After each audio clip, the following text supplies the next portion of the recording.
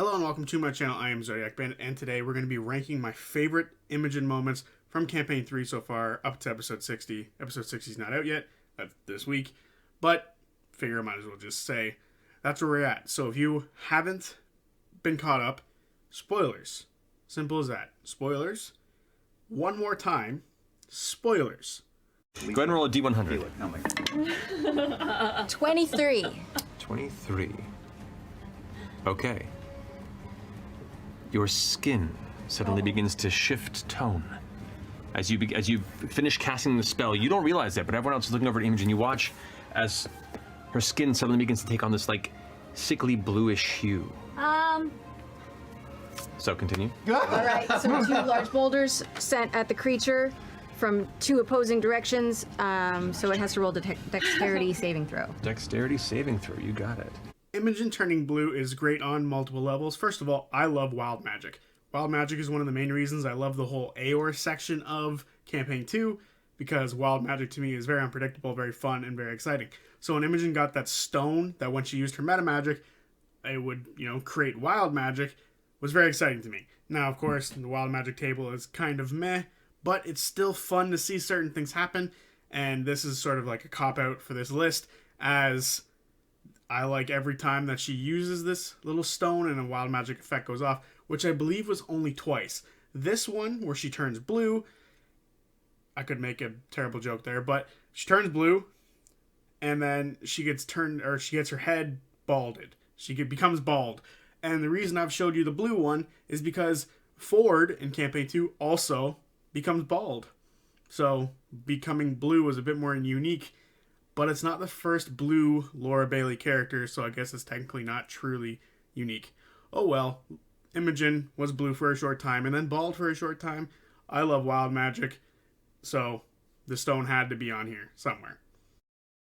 I just reach out to Imogen. What are you doing? I can't. What are you doing? It's her. The heat passes through your shoulder and into your chest. She won't let me let go. And now that cold becomes a warm heartbeat. Grab her hand. Wait, what? It does what? That cold bass sound becomes a warm heartbeat as the warmth hits your chest. And at that moment, your fingers pull open and the gem is cold and broken. Ooh. I'm so sorry. No. What just happened? Uh-oh. Imogen? I don't know what just happened.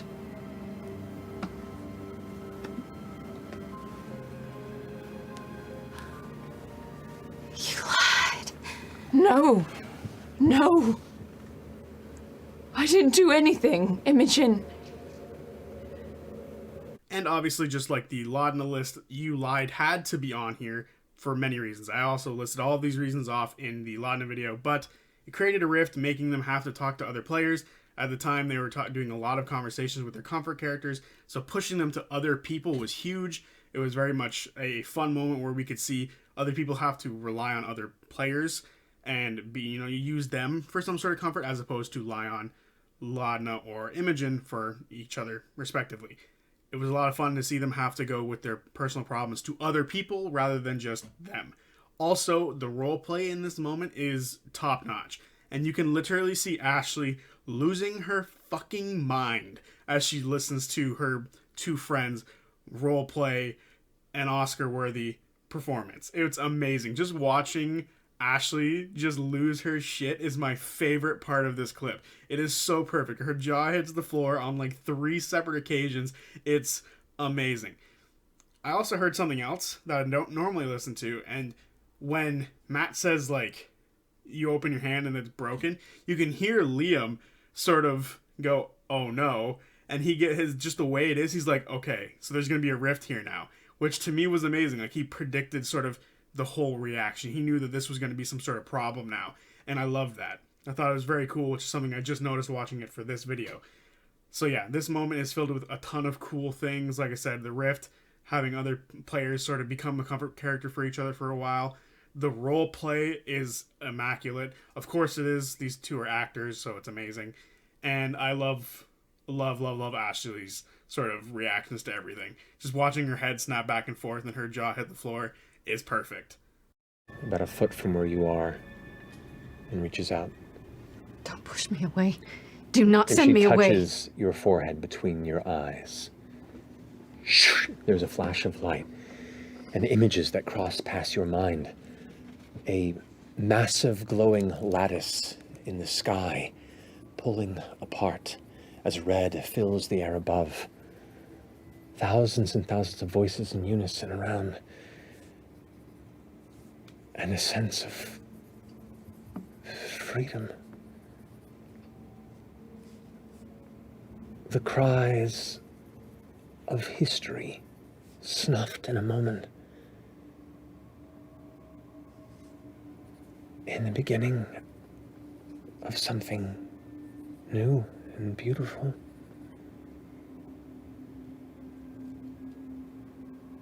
Like endless possibility.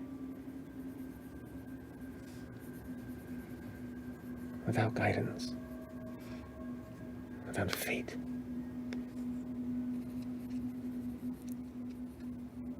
Without this gift. And in a brief instant, you remember what it was like to not be like this. To just be you.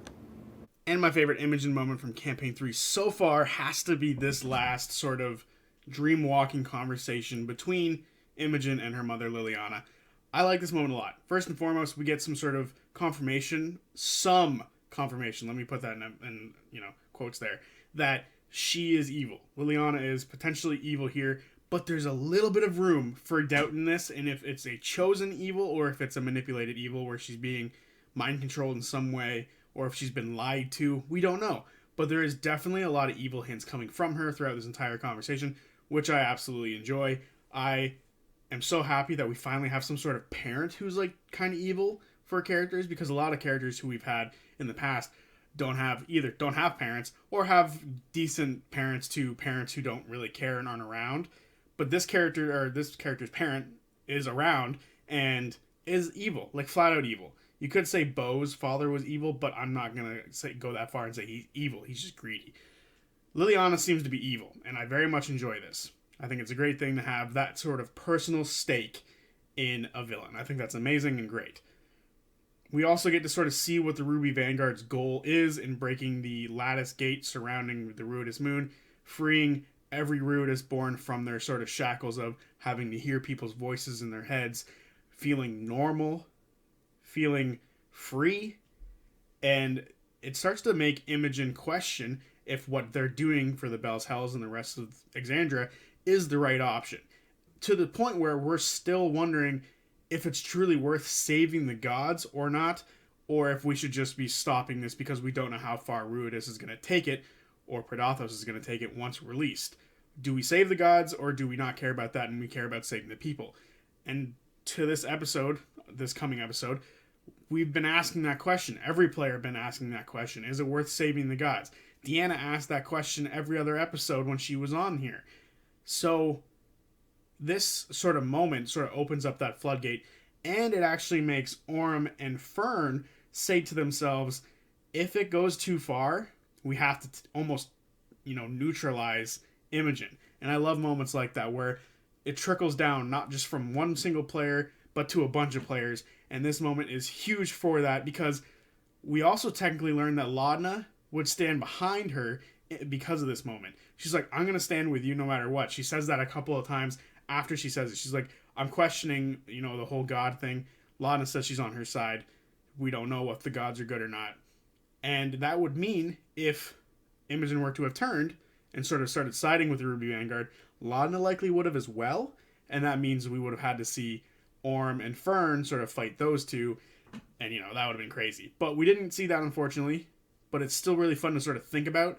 And we could theoretically still see someone turn to the Ruby Vanguard side, because questioning the gods, usefulness is pretty big. So yeah, I enjoy this moment because it makes you really think about possibilities of, will someone turn? Are we really doing the right thing in protecting the gods? Who knows? That's why I like this moment a lot, because it really makes you think about what's being said and what's happening. So there you have it, my favorite moments from Imogen so far in this campaign. A very difficult character to sort of pick favorite moments of. A lot of this campaign has been focused around Imogen, Rued is Born, so she's had a lot of moments to shine in this campaign so far. So when it came to making this video, I had to sift through a lot of moments that I kept thinking of. I thought about putting, you know, her moment where she sort of destroys a city block in Bassaris after Laudna's death, and she sort of lets the Rudis energy explode within her. I thought about when she's sort of even just blasting Odahan away in the next episode. I thought about doing. There's a handful of moments. Bertrand's death, when she sees Bertrand's death. There's so many big moments for Imogen so far in this campaign that it was really hard to pick, but I eventually ended up being able to do it. But there was a lot to go through, so let me know what your favorite Imogen moment is so far. I think I have a few others that some people might say is their favorite moment. So, yeah. That is this episode. See you guys on Friday. This video. See you guys on Friday for the recap of episode 60. I'm excited to go back to seeing the guests because I'm a big fan of Bodor so far. I actually think there's something very sinister about Bodor, but that's for a different video for a different time. So until then, see you guys. Peace.